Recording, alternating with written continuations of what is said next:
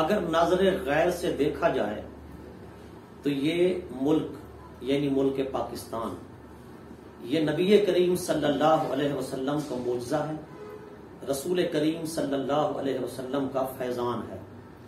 چونکہ برے صغیر کے مسلمان جو تھے یہ بے سر و سامانی کے عالم میں تھے، ان کے پاس نہ اتنا اسلحہ تھا، نہ فوج تھی، نہ لشکر شکن مجاہدین تھے، نہ فورس تھی، نہ ان کا کوئی ایسا ڈھانچہ تھا جو منظم ہو، مضبوط ہو۔ ان کے اندر نظم و نسق بھی نہیں تھا، تنظیم بھی نہیں تھی، کوئی تحریک بھی نہیں تھی۔ بے سر و سامانی کے عالم میں یہ مملکت خداداد ملک پاکستان کا معرض وجود میں آ جانا یہ یقیناً بالیقین رسول کریم علیہ الصلوۃ والسلام کا بہت بڑا معجزہ ہے۔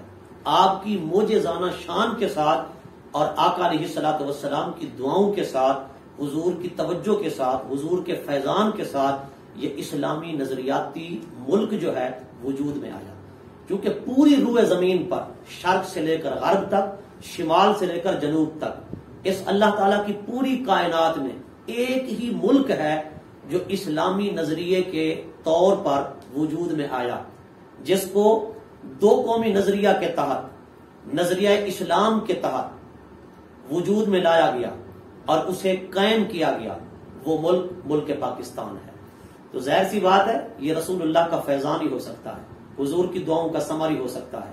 کسی بزرگ نے بیان کیا کہ دو درویشوں کو میں نے خواب کے اندر دیکھا، وہ آپس کے اندر بحث و مباحثہ کر رہے تھے، آپس کے اندر گفتگو اور مکالمہ کر رہے تھے۔ ایک پاکستان کے بن جانے کی گفتگو کر رہا تھا اور دوسرا کہہ رہا تھا کہ پاکستان نہیں بن سکے گا، کیونکہ بڑے صغیر کے مسلمان جو ہیں ان کے پاس اتنی طاقت نہیں، اتنی فورس نہیں، ان کے پاس تنظیم نہیں، نظم و نسق نہیں۔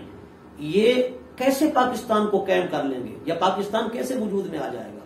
وہ جو دوسرے درویش تھے وہ ایک لکیر کھینچتے، تو وہ درویش اس لکیر کو مٹا دیتا، وہ پھر لکیر کھینچتے، پھر اس پر دلائل دیتے، وہ پھر مٹا دیتا۔ اسی طرح بالآخر جو بزرگ پاکستان کے وجود کے قائل تھے، کیا میں پاکستان کے قائل تھے، پاکستان کے بن جانے کے قائل تھے، انہوں نے آخری لکیر کھینچی، دلائل دیے، وہ دوسرا درویش خاموش ہو گیا، ان کی بات کو مان گیا، اس نے کہا واقعی پاکستان قائم ہو کر رہے گا۔ تو انہوں نے فرمایا یہ پاکستان کیسے نہیں قائم ہوگا؟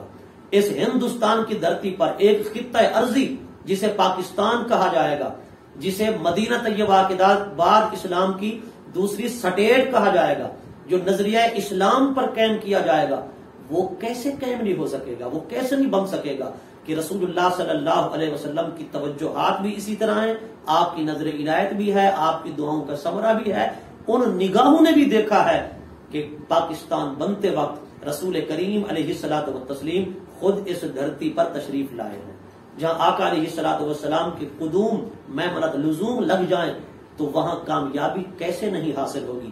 بے شک برے صغیر کے لوگ بے سر و سامانی کے عالم میں تھے، ان کے پاس اس قدر لشکر بھی نہ تھا، فورس بھی نہ تھی، لیکن پاکستان وجود میں آ گیا تو یہ حضور کا معجزہ ہے، حضور کا فیضان ہے اور آقا علیہ الصلوۃ والسلام کی دعاؤں کا ثمر ہے۔ اسی لیے ہم کہتے ہیں رسول اللہ کا فیضان پاکستان پاکستان۔